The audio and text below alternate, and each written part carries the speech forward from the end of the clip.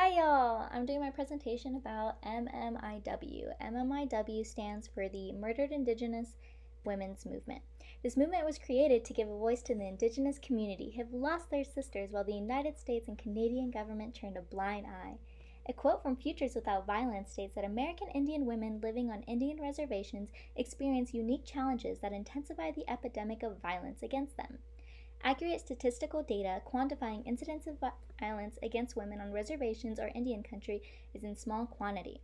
Comprehensive data on violence against women under tribal jurisdiction does not exist, since no federal or Indian agency nor organization systematically collects this information. Most people don't know about the movement or have never heard of it. The problems that affect Indigenous communities are not solely Indigenous issues, they are human rights issues. We must speak up about the epidemic of violence occurring in these communities. The Indigenous communities make up around 2% of the United States population, as recorded by the United States Census in 2015. This means their voices are often unheard of because of their low population rate in the states. We must start educating those around us and educating oneself about the issues that plague Native communities. We cannot let Indigenous women fight this battle alone. American Indian women who reside on Native American reservations are more likely and prone to suffer domestic violence than any other ethnicity in the United States. This has become a larger issue during the coronavirus, also known as the COVID-19 pandemic.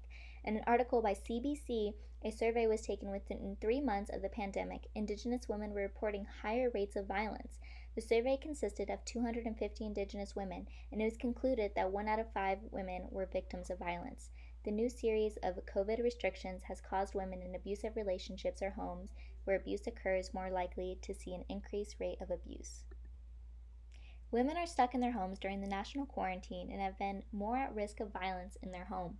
The article also reports that the Natives Women Association of Canada have begun a series of consultations and surveys since the pandemic began. The results have been shocking to both the Native communities and the Canadian government. One of the most shocking results to come out of the various surveys is Indigenous women have reported becoming more fearful of the violence inside their home than the virus itself. The president of the Native Women's Association of Canada, Lauren Whitman, made a statement about the survey results stating, "We know in a perfect world staying at home is a safe place, but it isn't a perfect world and it isn't a safe place for some of our women and families." She also said, with the social distancing and self-isolation, women have had to stay in a home in a confined area with their abuser or perpetrator and they cannot escape. There's nowhere where they can go.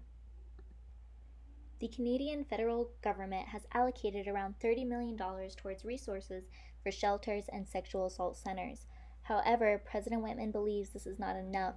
The centers were not made for Indigenous women or run by Indigenous women, which means that they lack the inclusivity of Indigenous-ran centers and lack cultural necessities for First Nations, Métis, and Inuit women to feel safe to go to. President Whitman has also stated that they don't have the comfort zone and they are not culturally influenced or inclusive of the Indigenous values that we have in our traditions and ceremonies. End quote. In December of 2015, Justin Trudeau, the Prime Minister of Canada, announced that the government would be opening a national inquiry on the missing and murdered cases involving Indigenous women. RCMP reports that the cases of missing women are around 1,000. The MMIW movement in Canada believes that number reported by RCMP would exceed 1,000 and is more likely to be around 4,000.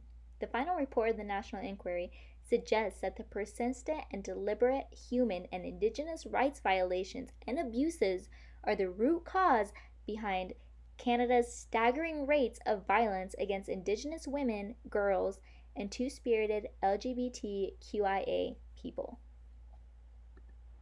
In June of 2019, Justin Trudeau reported the findings from the National Inquiry for Missing and Murdered Indigenous Women equal to a form of genocide. Trudeau made remarks about finding a solution to appropriately investigate future and present cases. The National Inquiry issued a statement after Trudeau's announcement stating, "The acceptance of our findings of fact by the federal government, especially our finding of genocide, is an acceptance of the truth shared by families and survivors. They no longer need to convince others that genocide is a part of Canadian history." Justin Trudeau announced that the government will be working towards providing easier access to resources for Indigenous women who are victims of domestic violence during the pandemic. His response was met with little hope by the Indigenous communities, and Michelle Audit, a commissioner for MMIW National Inquiry, said she believes even if an action plan had already been in place before the pandemic began, she's not convinced it would have changed the sad realities now being faced by Indigenous women experiencing increased incidents of violence. The Murdered Missing Indigenous Women's movement began to find justice for Native women. Justin Trudeau's response to the inquiry is a small step for the Native community. During this pandemic, Justin Trudeau and the Canadian government as a whole need to step to the plate to protect their citizens and prevent future genocide. Though the Canadian government has done some things to aid in the community during this pandemic to protect its Indigenous citizens, it was also expected to release information about the updated national inquiry in late June of this year, but the plans for the release date of the said inquiry were put on hold till after the pandemic in Canada. The Canadian government has begun another inquiry into the Murdered Missing Indigenous Women's movement. The new inquiry began several months prior, and many Indigenous leaders are asking themselves how a pandemic would affect the release of the national inquiry, which had been in the works for months prior to the pandemic. Government officials have asked the public to patiently wait for the inquiry results, but many Indigenous communities are tired of the government's constant excuses. They have postponed the release date before and are continuing to do so. This inquiry could save thousands of First Nation lives, but the Canadian government is continuing to withhold life-saving information. It is reported that many of the cases involved in the MMIW movement have been investigated by police and were said to not have been involved in foul play. However, CBC News looked into 34 of those said cases and reported that those cases involved suspicious circumstances, unexplained bruises, and other factors that suggest further investigation is warranted. Many of these cases have been closed and have not been seen through the national inquiry. Cases that involve suspicious circumstances are well over 100. CBC created a database for these women and children so that people may find information on the case or be able to provide families with information on said closed cases. Indigenous women and non-Aboriginal women are far more likely to be victims of domestic violence by their current partner by 12.6%. For just non-Aboriginal women, Statistics Canada reports that figure to be under 4%. According to Canada's Department of Justice, Indigenous women make up 10% of the total missing cases. In addition, the rate of murdered Indigenous women in Nunavut was 12.2% per 100,000. Northwest Territories was 7.9 per 100,000. Yukon was 7.0 per 100,000. These rates were substantially higher than Canada's national average.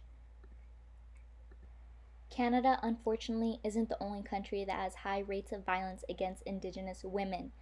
The United States Department of Justice in 2012 reported that 1 in 3 Indigenous women would at some point in her life experience the violence and/or trauma of rape. The U.S. Department of Justice also reported that nearly half of all Native American women, 46%, have experienced rape, physical violence, or stalking by an intimate partner. On many of the reservations in the United States, Indigenous women are 10 times more likely to be murdered. According to the Federal Bureau of Investigation, 75% of the crimes investigated in Indian country involve rape, homicide, violent assaults, and abuse. The third leading cause for death for Indigenous women is homicide, reported by the CDC.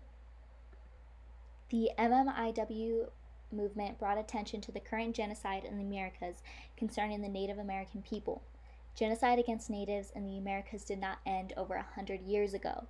Native women are continuing to suffer due to laws and policies that directly affect their livelihoods, land, and human rights. Native women's lives, both in Canada and the United States, have been proven to be less important than the rest of the populace. Thousands of Native women are missing, murdered, and continually being affected by violence, both in and out of their communities. It is the responsibility of the government to protect all of its citizens, including women of color. The negligence of both the United States government and the Canadian government have cost hundreds, possibly thousands, of Native women's lives and will continue to if nothing is done.